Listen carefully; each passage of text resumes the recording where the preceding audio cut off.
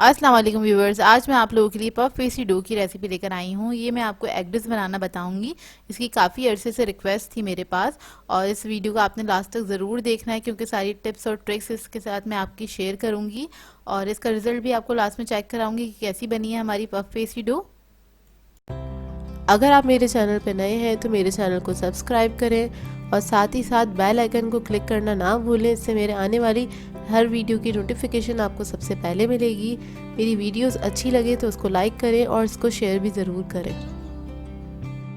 तो चलिए आइए वीडियो स्टार्ट करते हैं। इसके लिए हमने लिया है मैदा लिया है 4 कप और ग्राम से मेजर करेंगे तो 500 ग्राम के बराबर है। इसके अंदर सॉल्ट ऐड कर देंगे 1 टीस्पून के बराबर।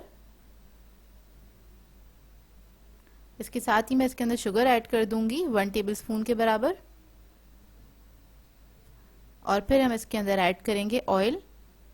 तो ऑयल मैंने लिया है 4 टेबलस्पून। ऑयल ही ऐड करिएगा, बटर वगैरह और कुछ नहीं ऐड होगा इसके अंदर, ऑयल ही ऐड करना है आपने। और इसको हम मिक्स कर लेंगे अच्छी तरीके से। फिर थोड़ा थोड़ा सा पानी इसके अंदर ऐड करेंगे और एक हमें डो तैयार कर लेना है, ऐसा कि ना ज़्यादा सॉफ्ट हो वो और ना ज़्यादा हार्ड हो। दरमियाना सा डो हम इसका तैयार कर लेंगे।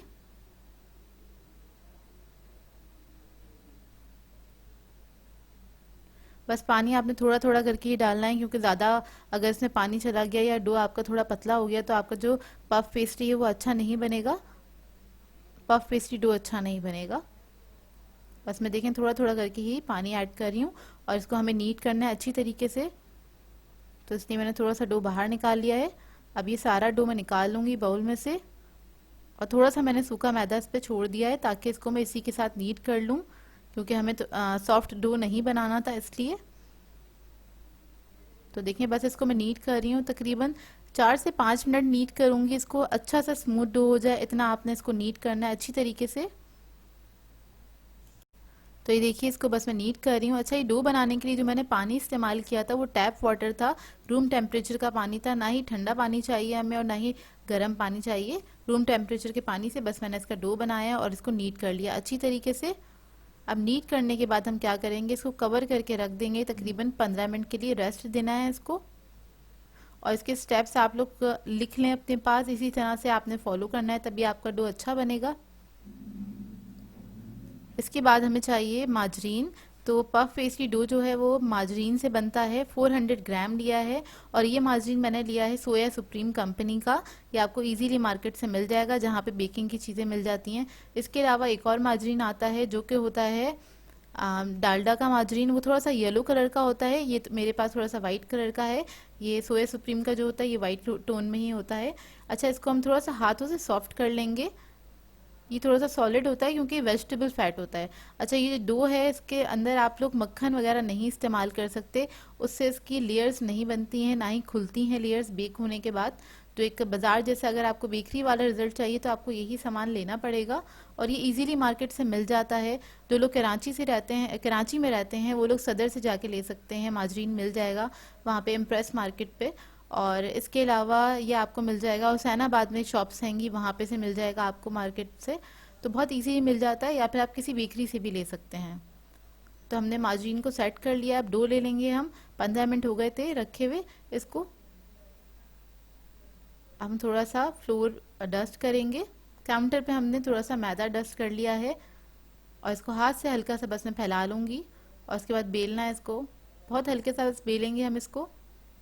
अच्छा, ये डो बनाने में बहुत ज़्यादा टाइम नहीं लगता। लोग अक्सर कहते हैं कि पता नहीं कितनी लेयर्स लगानी है, ये है वो है, 1 घंटे में तैयार हो जाता है, ज़्यादा टाइम नहीं लगता। बस सेंटर में हमने माजरीन रख दिया है और इसको हम इस तरह से कवर कर देंगे दोनों तरफ से।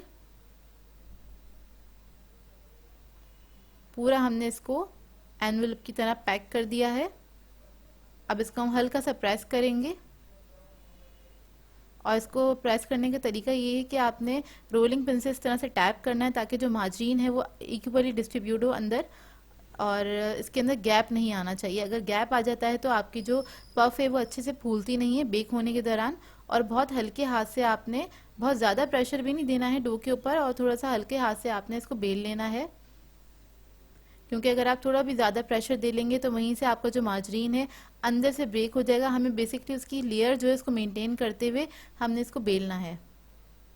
तो बहुत ज़्यादा भी प्रेशर नहीं देना और बहुत कम भी नहीं देना, जितना इसको बेल सकते हैं उतना बेल लीजिएगा। तो ये देखिए इसको मैंने बेल लिया। अब इसकी फर्स्ट लेयर लग रही है, तो फर्स्ट लेयर के लिए हम इसको इस तरह से फोल्ड करेंगे दो तरफ से। तो देखिए इस तरह से मैंने इसको फोल्ड कर लिया है। अब इसको दोबारा से फोल्ड कर लेंगे, फिर एक साइड से फोल्ड करेंगे, उसके बाद दूसरी साइड से फोल्ड करेंगे। बीच में थोड़ा सा गैप छोड़ा है ताकि इसके ऊपर आ जाए इस तरह से। तो देखिए हमारी फर्स्ट फोल्डिंग हुई है, फर्स्ट लेयर लगाई है हमने, और इसको मैं रख दूंगी कवर करके तकरीबन आधा घंटे के लिए। और इसको आपने रूम टेम्परेचर पे बाहर ही रखना है, कोई फ्रिज में कुछ नहीं रखना है आपने, इसी तरह से रूम टेम्परेचर पे बाहर रहेगा। और आधे घंटे बाद फिर मैं आपको दिखाती हूँ। तो ये देखिए आधा घंटा हो गया, आधे घंटे से इसी तरह से रखी हुई थी ये पफ पेस्ट्री डो। और इसको अब हम निकाल लेंगे। उसकी सेकंड लेयर हमने लगानी है। बस इसके अंदर हम 2 ही लेयर्स लगाते हैं, उतनी ही काफ़ी होती हैं, ज़्यादा लेयर्स लगाने की ज़रूरत नहीं होती। उसी में बहुत अच्छी हमारी डो तैयार हो जाती है। तो थोड़ा सा मैदा मैंने डस्ट कर दिया है काउंटर पे, और इसके ऊपर भी हाथ से थोड़ा सा टैप कर दिया इसको मैंने, थोड़ा सा फ्लैट करा है बस हाथ से, ताकि बेलने में आसानी हो। और बेलन से हम इसको हल्के से टैप करेंगे इस तरह से दोनों तरफ से, और फिर इसको हल्के हाथ से हमने बेल लेना है। बस बेलते हुए आपने बहुत ख्याल रखना है कि इस पे बहुत ज़्यादा प्रेशर नहीं दीजिएगा। ज़्यादा प्रेशर दे लेंगे तो आपकी जो लेयर्स हैं वो डिस्टर्ब हो जाएंगी, और फिर आपकी जो क्या कहते हैं पफ है वो अच्छे से फूलेगी नहीं। डो बनाना बहुत आसान है, बस एक बार आप बना लें, इसको ध्यान से देख लें, जो मैं स्टेप्स बता रही हूँ उसको फॉलो करें तो इंशाल्लाह आपकी डो बहुत अच्छी बनेगी। अब तक जिसने भी बनाई है सबने तारीफ़ की है, और ये मैं पहले भी सिखा चुकी हूँ, इस बार मैं एगलेस सिखा रही हूँ, लेकिन तरीक़ेकार बिल्कुल सेम है। देखें इसको हम दोबारा से उस तरह से फोल्ड करेंगे, दो तरफ से मैंने इस तरह से फोल्ड किया है इसको। अब इसको ये जो हमने फोल्ड किया था इसको इसके ऊपर रख देंगे, और फिर दोबारा से इसको फोल्ड करना है हमें एक साइड से इस तरह से, और सेंटर में थोड़ा सा गैप छोड़ेंगे, और इसको हम इस तरह से फोल्ड कर देंगे। हमारी जो डो है रेडी है, लेकिन अभी हम इसको यूज़ नहीं कर सकते, तो हम इसको आधे घंटे का रेस्ट देंगे, उसके बाद यूज़ करेंगे। इसको दोबारा से मैं क्लिन में कवर करूँगी और रख दूँगी। तो देखिए इसको मैं अच्छी तरीके से कवर कर रही हूँ क्लिन से, और इसको मैं इधर ही काउंटर पे छोड़ दूँगी आधे घंटे के लिए। तो ये देखिए आधा घंटा हो गया है। अब इसको हम इस्तेमाल कर सकते हैं, इससे हम बहुत सारी चीज़ें बना सकते हैं। बहुत सारी पफ की रेसिपीज़ मेरे चैनल पे मौजूद हैं, आप लोग चाहें तो वो देख सकते हैं। तो ये देखिए बिल्कुल रेडी हो गई है, बहुत अच्छी तैयार हुई है पफ हमारी। अभी मैं आपको कट करके दिखाती हूँ इसकी लेयर्स। अच्छा, अगर आपको इसको स्टोर करना है तो आप इस स्टेज पे इसको स्टोर कर सकते हैं अपने हिसाब से। इसके आप पैकेट्स बना लें इस तरह से कट करके, और फिर आप इसको स्टोर कर सकते हैं। तो ये देखिए मैं आपको इसकी लेयर्स दिखाती हूँ कितनी अच्छी लग रही हैं। आई होप आप लोगों को नज़र आ रही हूँ कैमरा में, और बहुत अच्छी लेयर्स तैयार हुई हैं। आप इसके इस तरह से पैकेट्स बनाएं, मैं आपको बताती हूँ किस तरह से। आप बस इसको क्लिन में रैप करिएगा अच्छी तरीके से, और इसको आप फ्रीज़र के अंदर रख दें तकरीबन 2 से 3 महीने तक। बिल्कुल आप इसको इस्तेमाल कर सकते हैं जब भी आपको चाहिए हो, बस आपने फ्रीज़र में से निकालना है इसको, और आप इसको काउंटर पर ही छोड़ दें, ये रूम टेम्परेचर पर आ जाए तो आप इसको इस्तेमाल कर सकते हैं। तो देखिए इस तरह से क्लिन में आपने रैप करना है अच्छे से, और इसको एक शॉपर में करके आप इसको रख सकते हैं फ्रीज़र के अंदर, और ये काफ़ी दिनों तक बिल्कुल सही रहती है। 2-3 महीने आराम से आप इसको इस्तेमाल कर सकते हैं। अब मैं आपको इसका रिज़ल्ट दिखाती हूँ, और मैं थोड़ा सा पफ ले लूँगी, इसमें से ये डो ले लूँगी, और इससे मैं आपको जस्ट बिस्किट्स बनाना बताती हूँ। जो खारे बिस्किट्स होते हैं तिल वाले, वो बनाऊँगी मैं आप लोगों के लिए, ताकि आपको इसका रिज़ल्ट समझ में आ जाए कि कितने अच्छे बने हैं ये। तो आपने जब भी निकालना है इसको इसी तरह से बेलना है टैप करके, ताकि जो इसके अंदर माजरीन है वो इसमें से बाहर ना आए, और अंदर से इसकी लेयर्स ख़राब ना हो। तो बस इसको थोड़ा सा पतला सा हमने बेल लेना है, हल्का हल्का सा बस मैदा आपने डस्ट करते रहना है, क्योंकि गर्मियाँ हैं तो थोड़ा ये स्टिकी हो जाता है इस वजह से। तो ये देखिए इसको मैंने बेल लिया है। अब इसको मैं सेंटर में से कट कर लूँगी, और इसकी सेम साइज़ की स्ट्रिप्स बना लूँगी, मैं इस तरह से कट कर लूँगी। अब एक मैंने बेकिंग ट्रे ले ली है, बेकिंग पैन लिया है, इसके ऊपर हम डायरेक्टली रख देंगे। इसको ग्रीस करने की ज़रूरत नहीं है क्योंकि इसके अंदर ऑलरेडी इतना सारा मार्जरीन मौजूद है, तो इसको ग्रीस करने की ज़रूरत नहीं होती है।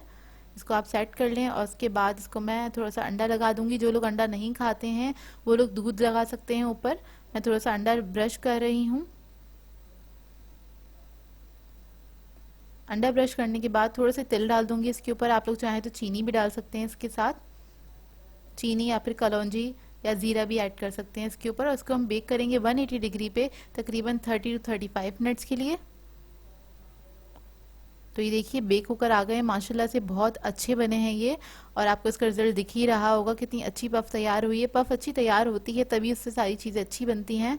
और मैं आपसे एक और बार कहूँगी, इसको आप मक्खन में या ऑयल में बनाने की बात नहीं करिएगा क्योंकि उससे तैयार नहीं होगी। इसकी लेयर्स ही नहीं बनती हैं, खुलती ही नहीं है लेयर्स।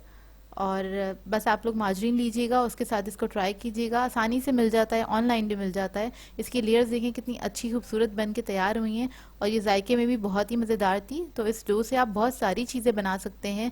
मेरे चैनल पे बहुत सारी चीज़ें मौजूद हैं, बहुत सारी रेसिपीज़ मैं सिखा चुकी हूँ पफ से बनानी, तो आप लोग वो रेसिपीज़ ट्राई कर सकते हैं। तो अब मैं आपको इसको तोड़ के दिखाती हूँ, इसके अंदर का रिजल्ट आपको समझ में आएगा। और बहुत लाइट वेट होती हैं ये, इनकी अच्छा बनने की जो एक निशानी होती है वो ये होती है, बहुत लाइट वेट होती हैं ये। तो ये देखिए बहुत ही ज़्यादा खस्ता बने थे ये पफ बिस्किट्स। ये देखिए हाथ में फ़ौरन से चूरा हो जाते हैं ये। तो इनकी लेयर्स आपको नज़र आ रही होंगी और सारी लेयर्स अलग अलग हो जाती हैं बेक होने के बाद। इनकी अच्छी बात ये होती है, खैर मुझे तो बहुत पसंद है ये पफ पेस्ट्री।